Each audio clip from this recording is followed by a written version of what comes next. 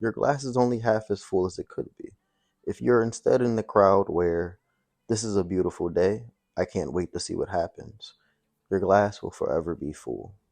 At the end of the day, if you want to be fit, contemplation and pre contemplation will never get you there. At some point, you have to act. So it pains me to say.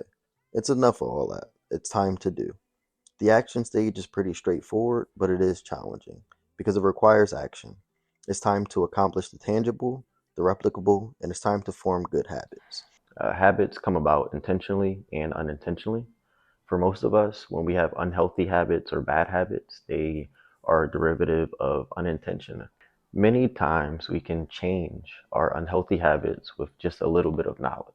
About now, in terms of action, is how to form a habit intentionally. We're going to utilize Charles Duhigg's habit loop, in which it contains three elements. It contains a cue, a reward, and a routine.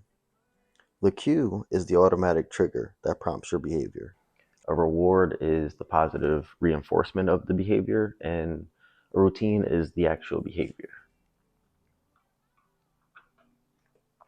The first thing to go over is the cue. A cue can be time, location, a preceding event, an emotional state, and or other people.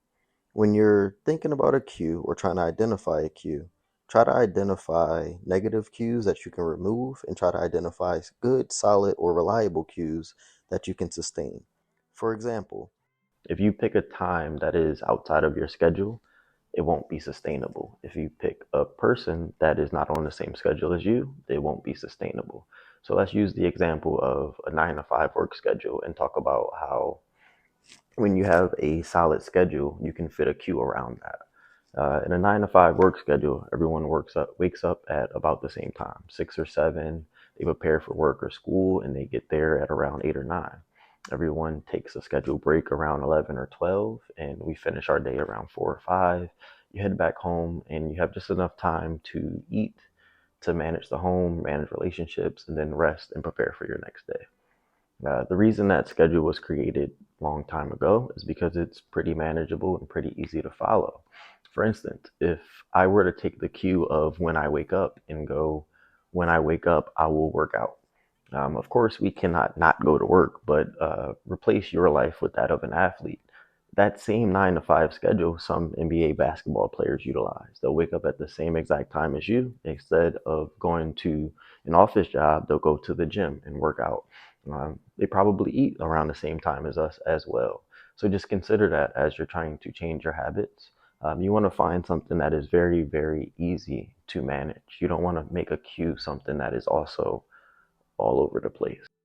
the cue for any of those moments would be something such as your alarm clock, your lunchtime, or the time you get on the bus. These are things that are going to remain the same each and every time you do them. And for instance, if I wanted to change the time that I leave, well, I can say instead of waking up at 6, I'm going to wake up at 5, and I'll go to the gym before work, and that gives me an extra hour to do just that.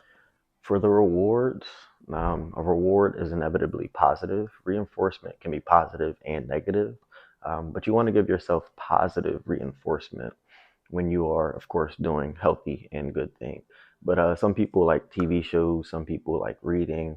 Giving yourself something which, taking it back to that same example, when people get off work, some people like to take a hot shower, read a book. If you do that same activity after going to the gym, it will promote your going to the gym activities. The routine is the actual behavior. The routine is the piece that we're focusing on today. The routine is what we seek. It is to become fit. In the model, in the habit loop we just discussed, it is only suggested that you change your routine, which is why I was hinting at that example earlier, where if you have that routine, which a lot of people do, and some people don't, let's say you wanted to go to the gym. The perfect time to go to the gym, which most of us know, would be either before work or after work, because you already have that schedule in place in which if I go right after I get off work, I won't be changing too much. I already have the same cue. I'm going to get off at the same time. I'll hop in my car around the same time, and I'll get back to, let's call it, my home area around the same time. And the only thing I really want to change is right before I get home, I'll go to the gym. Our routine is our goal. And our action in this phase is the setting of smart fitness goals in order to pursue a healthy lifestyle and a level of fitness that we seek. It is suggested that the routine is the only element you change. For instance, if we're using that 9 to 5 example, let's assume it were possible to change the act of going to work and instead place that with going to the gym or some fitness activity. With everything else the same, meaning your cues, your wake up, your travel, your reward, your dinner, your favorite show, your family time, you'd probably be the greatest athlete ever, right?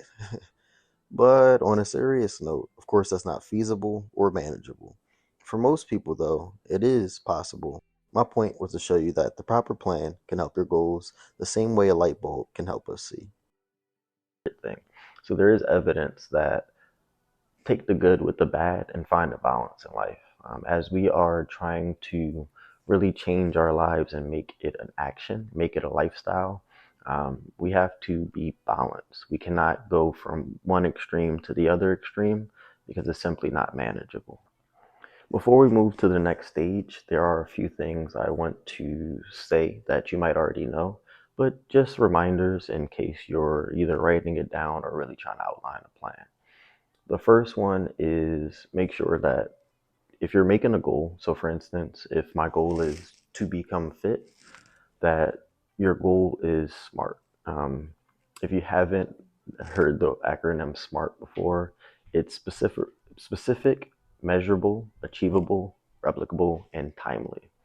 The point would be the same as what we've been talking about, which is if I'm going to have a goal in front of me, I want it to be something that is consistent and something that I can actually work into my schedule. I don't want to just go, oh, I'm going to run 7 miles tomorrow and then be so hurt the day after that that I don't get to run again. Another thing is the idea of implemental intention. There's two separate implemental intentions that have been noted to help. The first one is the if then implemental intention. It is to state your goals in a fashion in which it is if this, then that. So, for instance, if I eat a cookie today, then I'll do 10 push ups. It is a tangible thing that you can hold yourself to and is very replicable. The second implemental intention is I will insert behavior at insert time in insert location. This is another very specific way to set your goals in which you can say, I will walk at 6 p.m. as soon as I get home. What it does is gives you an actionable and replicable task to do each and every time that you get home. And then last but not least is the reward. The reward is the positive reinforcement of behavior.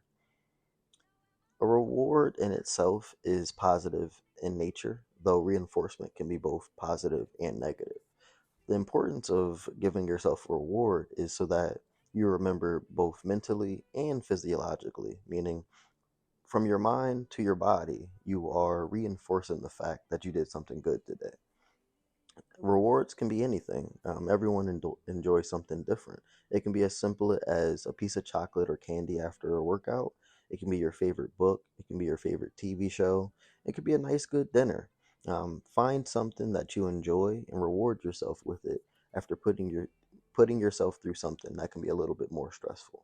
Rewards help you sustain the schedule that you actually picked. All right, so we have two more stages to dive into, but before we dive into maintenance and relapse or escape, I do want to emphasize that both of those stages are well down the line.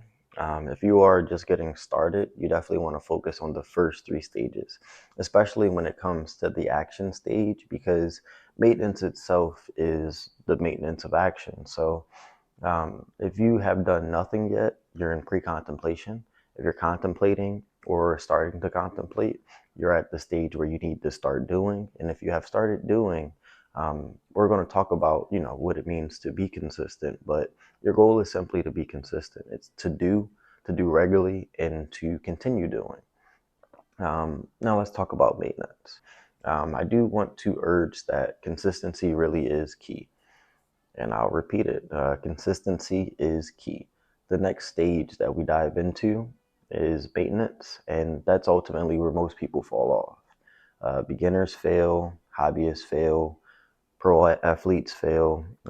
We all fail. But who doesn't consistently fail is the person that you want yourself to be in the future. We talked about setting goals, we talked about mental fortitude. If you want to be that person that you dream to be, you have to make the commitment to not give up on yourself. When you do fail, you have to make the commitment to get back up and continue, and things of that nature. Um, you have to declare again that the future you will put your best foot forward always.